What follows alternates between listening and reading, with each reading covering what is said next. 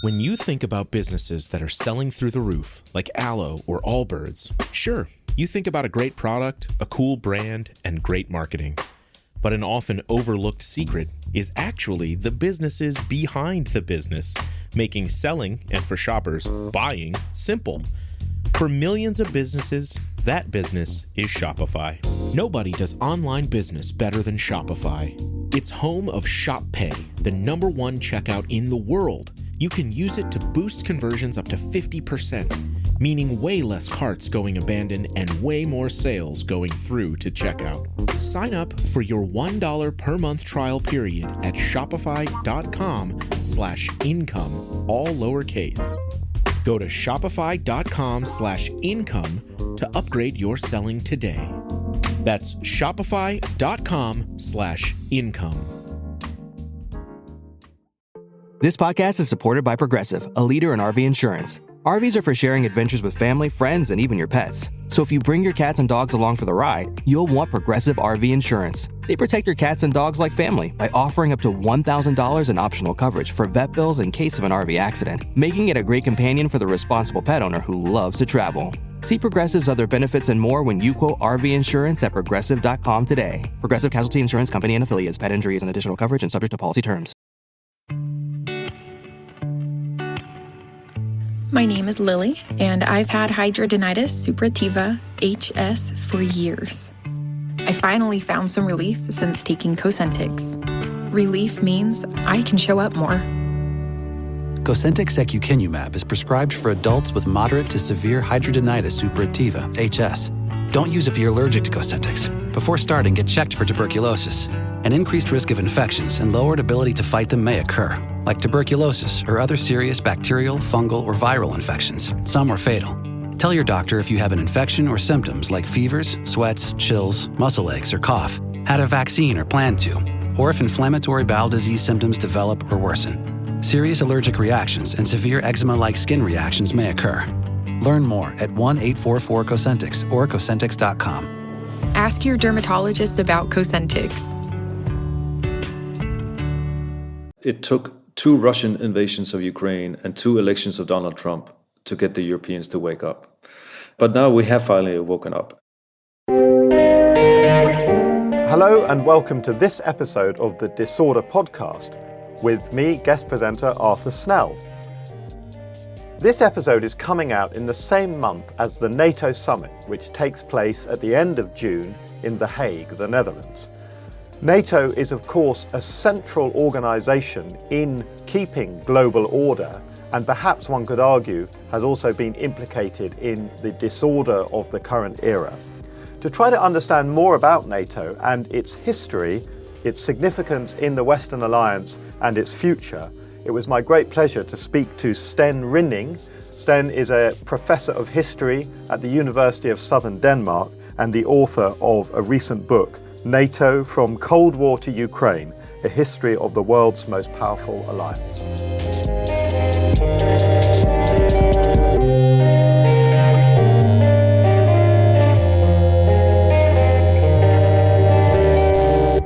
Sten, great to be talking to you.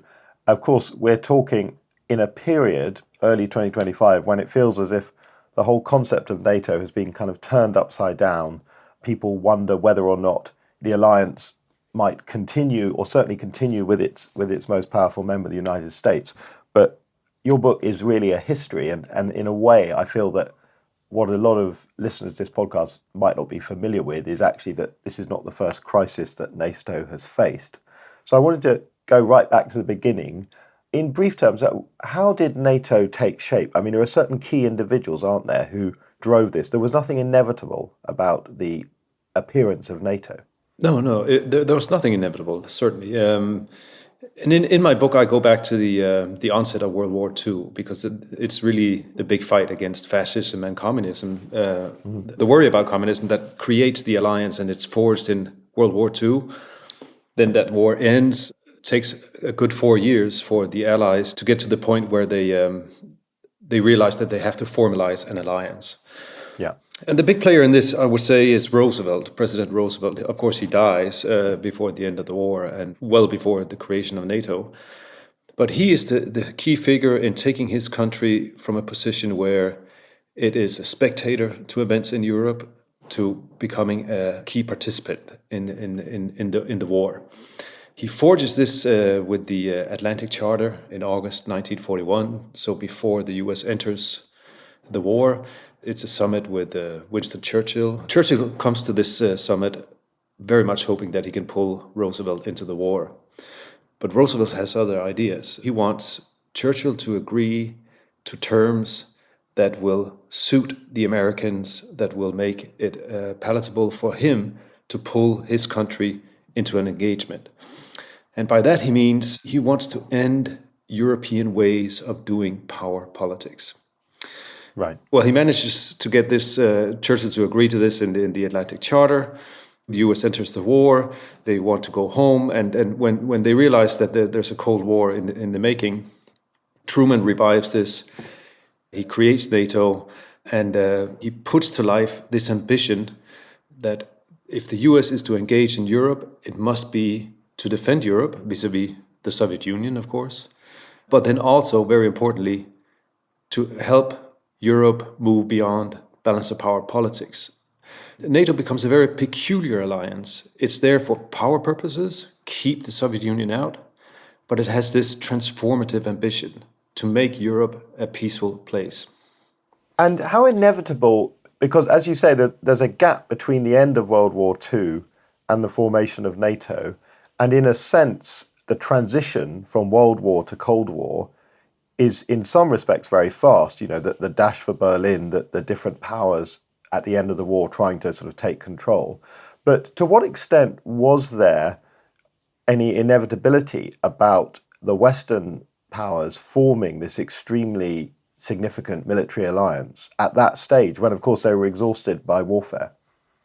Well, there was no inevitability, and we should be clear about that. And the fact that the US enters its first overseas permanent alliance tells the story that this was very unusual for the time. So there are two forces in play. One is the European, very much a British effort to pull the Americans into a post-war settlement in Europe and have them become a player. And Ernest Bevin of British Labour is a key figure in this, planting the seeds of this idea with Secretary of State Marshall at a meeting in London. And so on the European side, there's this effort to create the conditions that would make it interesting for the Americans to engage. Yeah. On the American side, there is in the Senate, and this is Arthur Vandenberg, Senator Vandenberg. And so for him, it's about collective security. It's about the United Nations. It's about this big, hopeful way of doing politics. He wanted a world transformed. He negotiated the UN Charter. He wrote the Senate resolution that enabled the treaty negotiations, the NATO treaty negotiations. And for him, NATO was all about an instrument to transform Europe and build community. The Europeans agree to organizing for defense, collective defense. The Americans come on board and say, this collective defense must have a very clear collective security ambition. And those then merged and they signed the treaty in April 1949. And do you think that the signatories understood the significance, particularly that the concept of Article 5 is something that even regular members of the public are now quite familiar with? Do you think that the significance of that was fully understood at the time? Well, it was very debated in the spring of 49. And this was the key issue for the US Senate. They would not ratify a North Atlantic Treaty if it committed the United States to go to war. Article 5 has this elasticity in it that if there is an attack, we are in an Article 5 situation. But Article 5 says it's then up to the country to decide on the level of assistance and what it wants to do. So there's a strong element of solidarity. We're all in it if we're attacked. But it's up to each and every one to decide on what to do. And there's a further element in the treaty, which is Article 3, and that is that everyone must do their very best to provide for their national defense. Yes. Talking about where we are today with Trump and 5% and what the Europeans must do, this is Article 3 politics. You must take care of your own defense. And then we'll come in with Article 5 at the tail end of that. Yeah. I mean, one of the interesting things that obviously you'll be well aware, but I feel that in the public discourse is less well understood, is that some people talk as if Article 5 is automatic, that, if there is an attack, then suddenly we're at war. And obviously what you're explaining is that it isn't that. It's a ladder, if you like, of escalation. But the other point there is, yes, Article 3, interestingly, you don't hear Trump talk about that. I mean, he talks about the need for greater military investment and so on. And maybe it's because he's not a technocratic guy, but it's interesting that it seems that the Americans have not used that kind of legalistic concept, which might have more impact to a European audience. I don't think Trump, he understands all this. He operates at a different level. It is, yes, in a way, a little bit complicated because Article 5, it is the legal and political reading in the headquarters that Article 5 applies the moment we're attacked. So, in 9/11, 2001, the US is attacked, Article 5 applies. Again, if the attack comes from the outside. You don't need a declaration of Article 5 for it to be invoked. Right. So the event is the trigger, not the declaration. The event is the trigger, and what happened in 9/11 in September is that they did make an Article 5 declaration, but that was sort of to place bets on all numbers and then make sure that everything was accounted for. So going back to the foundation of the alliance, obviously many European countries they'd suffered Nazi occupation, some countries devastated. Think of the Netherlands, for example, and of course Germany itself. How quickly were the NATO members able to sort of contribute in a realistic sense to what the alliance was as a military structure? That was an issue throughout the entire Cold War. The ambitions were modestly high in 1949, 1950. Again, the Europeans had set up a Brussels Pact, and it had some plans, and this was Montgomery of Britain who had been in charge of that. And so if they could deliver on that they had started. Then, of course, comes the Korean War, and they see a need to sort of encounter a more aggressive Soviet bloc throughout Eurasia. And the demands for European rearmament increased dramatically from the US side.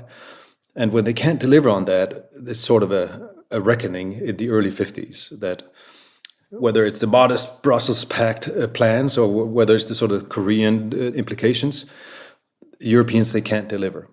So this isn't a new message. What we're hearing in 2025 is a 70-year-old message. It's been there all along, absolutely. Yeah. And what they do and what then becomes sort of the politics of the alliance throughout the Cold War is that they nuclearize it. And the nuclear weapons, of course, are American. They set up this command structure with an American at the head of it, the secure Supreme Allied Commander Europe. And he, of course, has the nuclear weapons. He'll have to call the president, but the U.S. president. But there it is. And so that sort of becomes the backbone of NATO military. And the Europeans are constantly prodded to put in as much conventional effort as possible, but they constantly also try to get a bit off the hook. And that has been a theme ever since. Yeah. So I wanted to talk about the relationship with France, because that was a major element of the sort of challenges that NATO faced. And in fact, I should have known that NATO began with a grand headquarters in Paris, and this building in the special shape of the A and for the alliance and so on. So could you say a bit about that kind of journey, which perhaps ends with de Gaulle really kind of almost rejecting the alliance and certainly rejecting many of its ideas? France doesn't come out of World War II looking very good. I mean, they had collapsed, they had been occupied, they had been divided. Some had collaborated, some had wanted to resist. In every way, it was a divided country that was struggling to say we actually did well on some level. So they're very, very proud, and by way of their geography, they become absolutely key to making sure that whatever Western alliance, remember, Germany is not in NATO at this point. Whatever the Western alliance is, it's able to defend itself against either Germany, which the French thought was the threat, or the Soviet Union. So France is, by every measure, critical to what goes on in Europe, but it's traumatized. Yeah. Throughout, it's very important to give France a big political role. And what the US tries in the early 50s is to say, you are in charge of integrating Germany. And the French fail on this because in the end, they realize, well, that's a great leadership role, but we don't want to be in bed with Germany because they'll dominate us. Yeah. When that crashes, NATO is the only option. Germany enters NATO, not a European Defense Union with France. And France is then stuck. We only have NATO. NATO is the only game in town, and it's American run. And then from there, gradually, France is looking for a role that will let France be France and not a sort of a minion in a US setup. Where that leads, there's the Suez crisis where both France and Britain, they have to realize that, they're no longer as great as they once were. It all comes to a head in the early 60s. De Gaulle returns to power and he's very proud. And the crisis at that time leads France to say, okay, we'll have to go our own way. We'll have to single out some way to be special in the alliance. And Britain makes the inverse choice. We have to move even closer to the Americans. And it's all about nuclear weapons. So the Brits say, we'll base our nuclear deterrent on a very, very tight alliance with the Americans, integrating to the fullest extent. And which remains the case to this day.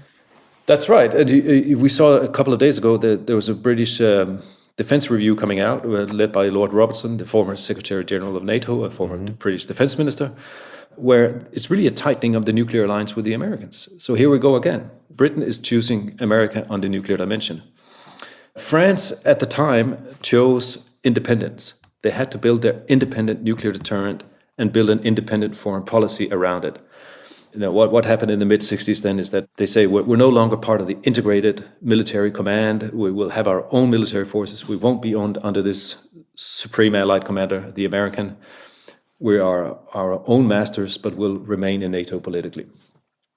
And all of that lasted up until the 2008 or 9, when Sarkozy he finally made a deal. But this is a permanent thing for France, is that they have to be a little bit apart. They have their own nuclear deterrent, and they're building a policy around that capacity.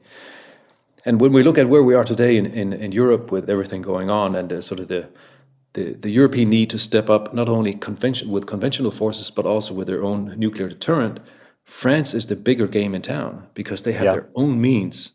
Yeah, absolutely. So the theme of this podcast is about disorder and the response to it in that sense. And of course, NATO, it's fair to say, has played a major role in the order of the post-war era, in spite of some of these crises that we're exploring at the moment. But I guess if we were to talk about NATO's biggest long-running military operation in Afghanistan, there's a question about whether or not NATO was capable of bringing order to that disorderly situation. And there's a kind of irony, isn't there, that NATO, which was set up around the security of Europe and the Atlantic, and particularly perhaps Northern Europe, became engaged in this very complex state-building project in Central Asia. So what were the conclusions that you drew from that in kind of how NATO got sucked into that role and, to some extent, its limited success at it? It was certainly a limited success. I would, just be straightforward and call it a failure. That's a straight-talking Danish response. there you go. It was 20 years of enormous investment in lives and stress on people and, of course, financial cost. And it led absolutely nowhere. It was not for the lack of trying, of course. But so partly NATO became the owner of Afghanistan because of the US war on terror. NATO was there to get the Americans to remain committed to Europe. NATO had to show that they were committed to the war on terror. And the Iraq war that the US started in 2003 was so divisive, so toxic, that in NATO they said, we won't deal with Iraq, but what we'll do is we'll come together on Afghanistan because it's the good war. Yeah. And so Iraq led NATO to take ownership of Afghanistan to rescue the transatlantic bond. The way that it then developed it's a long story, but there was a lot of incrementalism in the NATO engagement in Afghanistan. We'll do a little bit more next year. And then, that continued throughout 20 years. And in the end, it became unsustainable, and they tried to dial it down, and gradually the Taliban came back. So it's a story about how crisis management, because it was a crisis management mission. Crisis management was very hard to do on a big scale for NATO or anyone else. And it was just much more than they could handle. They all forgot about the basic collective defense dimension of Europe. This was about the relationship between Russia and NATO Europe. And gradually, President Putin's Russia grew very dissatisfied with conditions in Europe. NATO didn't pay enough attention because they were busy in Afghanistan. So having tried to export collective security to Afghanistan, NATO woke up and found that they have a collective defense problem in Europe. Yeah. That's sort of the tragedy of the hope of the 1990s, that the NATO countries could really do good in Europe and then beyond. But they fumbled the football and they set up a collective security mission that allowed collective defense issues to return to Europe. Yeah. Now, of course, that element of Russia in its own sort of post-Soviet evolution takes us to the vexing question of NATO expansion, eastward expansion of NATO. And that's become a sort of political argument, even, within European politics, often on a kind of left-right basis. Is it fair to say that there were, if not promises, there were, indications were made to the Russians, which then subsequently were not delivered on, that the Russians at certain points believed that NATO would not expand and then found that it did expand? Well, the promises were never made, and they were never put into writing, and certainly never signed into a formal agreement. The point where it was most open was in 1989, 1990, when the Soviet Union was still around, when Germany was unifying and no one was in control. Everyone was concerned, not about the Soviet Union, well, they were concerned about that too, but really about what does it mean for Europe to regain a united Germany in its midst. You don't have to read much history to understand that it didn't turn out well from 1870 to 1945. Right. 2 world wars. And so there was a lot of concern. Is our defense architecture adequate for this challenge? 2 positions really evolved. One was, let's do something entirely new. Let's build something that's all European, so inclusive of both the united Germany and the Soviet Union. And then the other position was, that's too risky. Let's try what's tried and tested, NATO, and then build it from there. And at that moment of openness, and it was a very short moment, it was late 89, early 90, there was this sense in the Soviet Union, around Gorbachev, that perhaps we could build a new Europe. But it was never put into writing. And what happened in the spring of 90 was that George Bush, President Bush of the US, and Helmut Kohl, Chancellor of Germany, West Germany, they fleshed it out, and they said it has to be option 2. It has to be, we build this from NATO on outwards. And so Germany united inside NATO. And from then on, it was clear that whatever happens in Europe will have to involve some kind of deal between NATO and the Soviet Union, later Russia. And that deal was made in 1997. And I think in many ways it was a fair deal. NATO would grow, but it would grow in a way that would be digestible for Russia, because it would actually diminish militarily.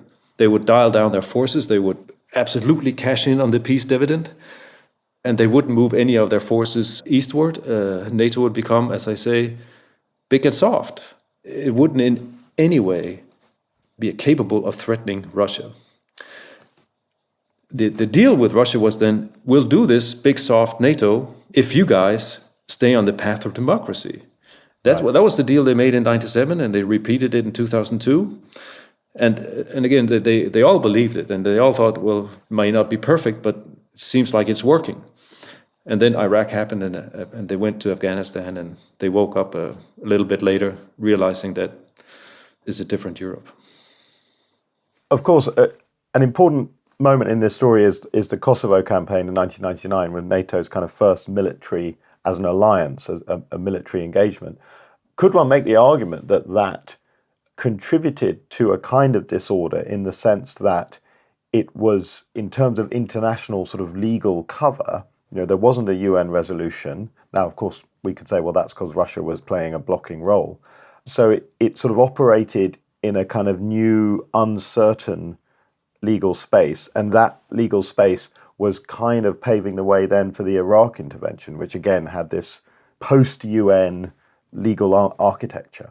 That's a very interesting point, because what was the risk element in saying we'll do more collective security, we'll pull countries into a community, we'll help them develop, we'll help them become more like us. The risk element here is that you have to set aside sovereignty to some extent, because if you have a dictator saying, I'm in control, you just stay out, which is what happened in Kosovo, you have to some sort work around that. You have to say, well, you can't do just anything you want with your population. You can't slaughter them, and we'll just stand to the side and accept it. Instinctively, we understand that. You want to protect people. But how do you then deal with sovereignty? And sovereignty is a lot about power, because if you can bend sovereignty in Serbia, why not also in Russia? And Putin saw this immediately. Putin was not there in 1999, but still. And so there are divergent responses to this challenge, which came very early on in 1990-91 with Iraq and the Kurds. But we'll leave that aside. But there were sort of two responses, and they had to remain in dialogue. But one was, someone has to act and do something. We cannot just talk. And that became NATO. NATO had to solve the Bosnia crisis, and they had to solve the Serb-Kosovo crisis, and then they had to solve Afghanistan, they had to solve Libya, and then by the end they were exhausted.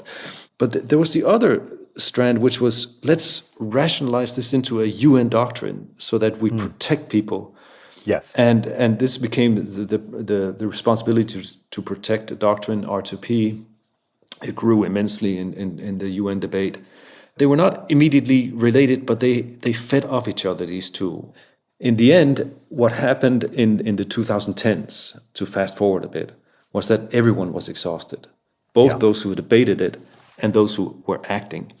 And so I think we've seen absolutely the cresting of this wave to protect people. Both politicians and intellectuals, they understand that it became more than they could handle. We're going to take a break now, but after the break we'll be discussing what is NATO's future, particularly with relation to the United States.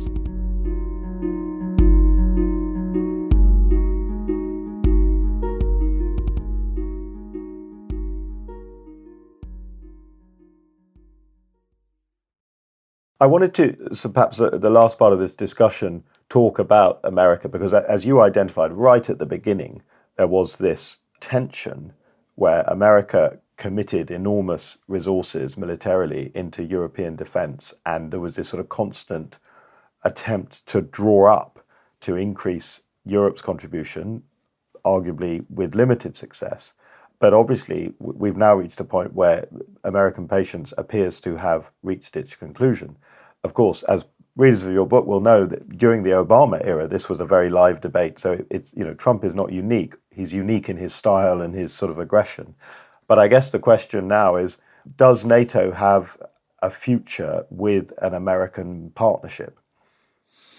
Someone told me the other day that it took 2 Russian invasions of Ukraine and 2 elections of Donald Trump to get the Europeans to wake up. Right. That's a lot of stuff. Yeah. That's a lot of stuff. But now we have finally woken up. Yes, I think we have now seen the worst of the Trump presidency in terms of outrageous political announcement. And I think we're seeing that NATO is going to pull through. It's by no means safe and sound, but I think the US will remain on board in NATO with its nuclear deterrent and in the role of, again, this secure role, sort of capping off the military command. What the US is trying to do is shifting a lot of the burden for conventional defense onto the Europeans. The Europeans should be very sober about this, because it's not because we get the sense that the Americans will stay on board that things are okay. Yeah. They could demand that it will have to happen fast, which is then risky vis-a-vis what Russia might do. So speed kills, also in NATO. And he's still not on the same page as the Europeans when it comes to Ukraine.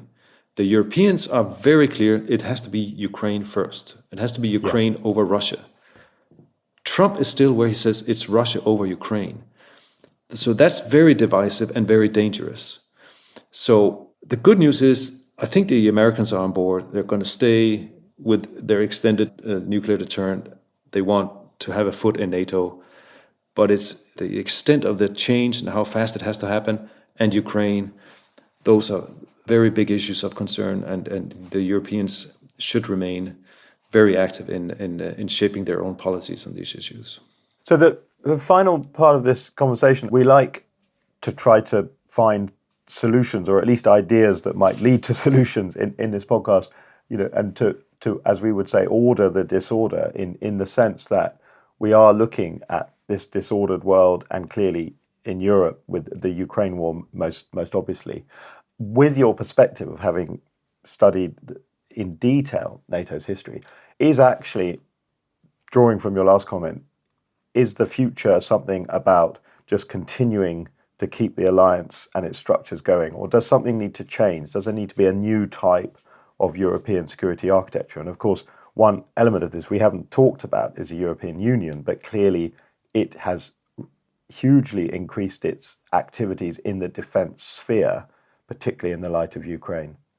I think a lot has to happen in the European Union when it comes to setting up technology, innovation, defense industrialization.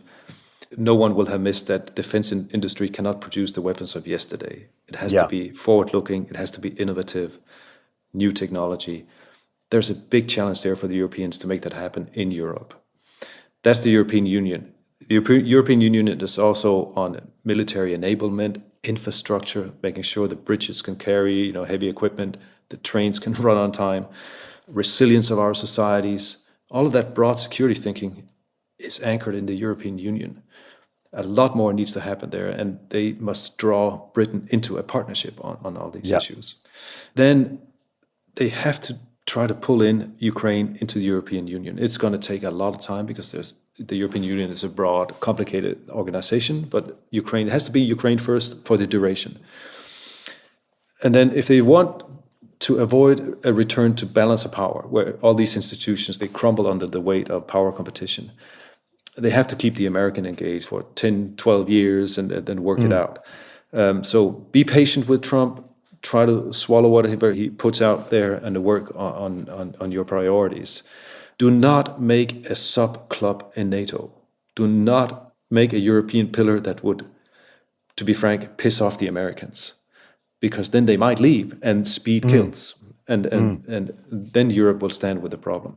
And then simply realize that if all this money that is going to be spent now on the European side, if they deliver, the Europeans, they will have to pull it together in a ways that will get a European way of war.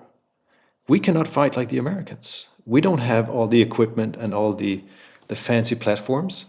We'll have to define our own way of war.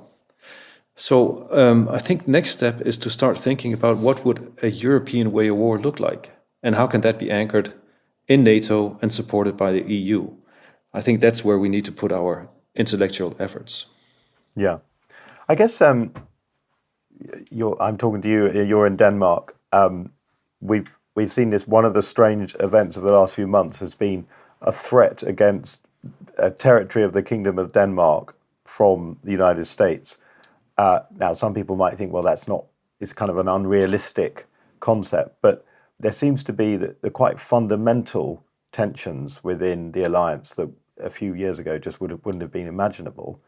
So some people look at this and they say that actually, European security can't include America anymore. But you don't seem to see it that way. I don't think we will have any European security in any meaningful sense if the Americans are not involved. I think that is lesson number one from history.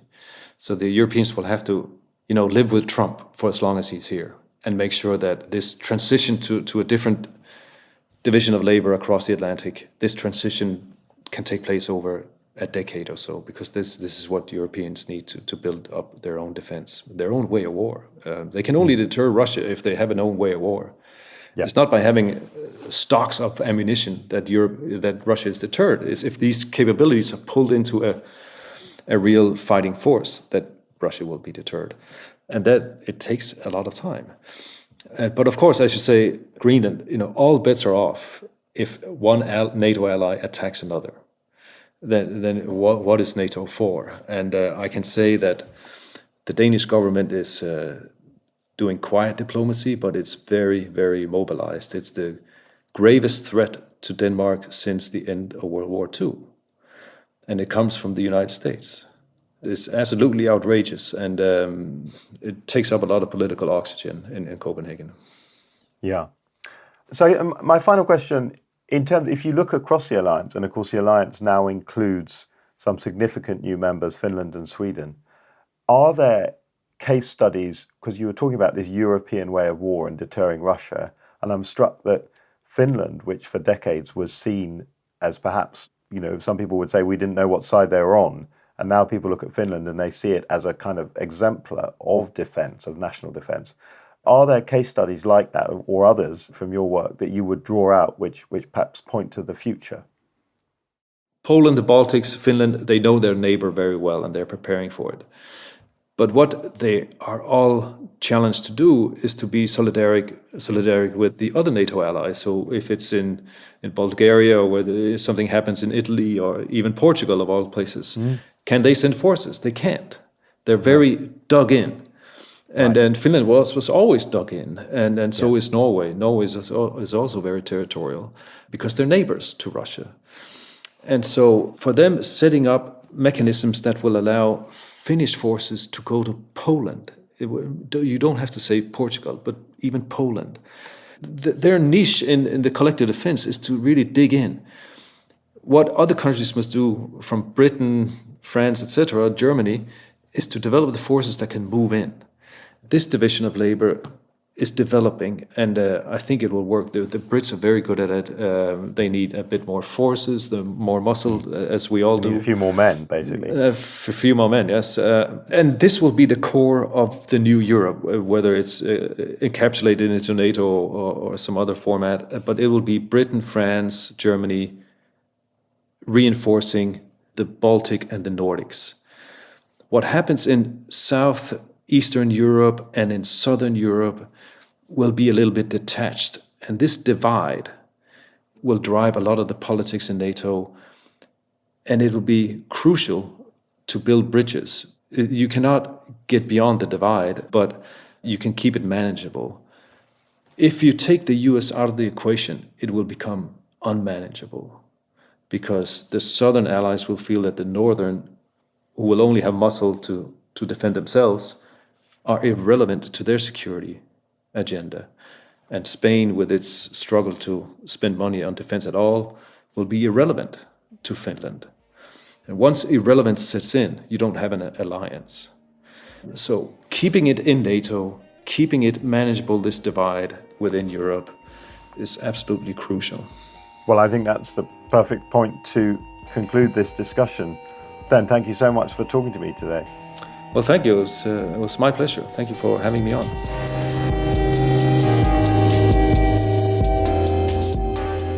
Thank you for listening to this episode of the Disorder Podcast. Be sure to check out some of our other channels. So you've got on Substack, the Ordering the Disorder Substack, and of course we've now got a YouTube channel as well, full of interesting content. This podcast is part of the Evergreen Podcast Network, and of course, thanks to our legendary producer, the one, the only George McDonough. Thank you for listening, and I hope you have an orderly week.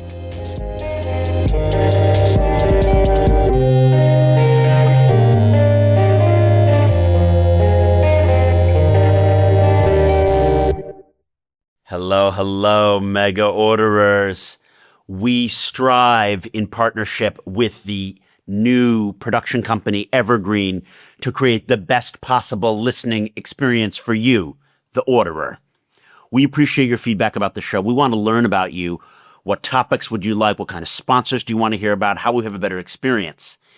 If you go to theshowsurvey.com/disorder, you can take a short anonymous survey, and you will be entered in a drawing to win a $100 or £100 Amazon gift certificate. Again, that's theshowsurvey.com/disorder. mega.com/disorder. Quick survey. It helps the show. And each week we will select a winner from participating. So you have a really high chance of winning. That's you, mega orderers. Go fill out the survey.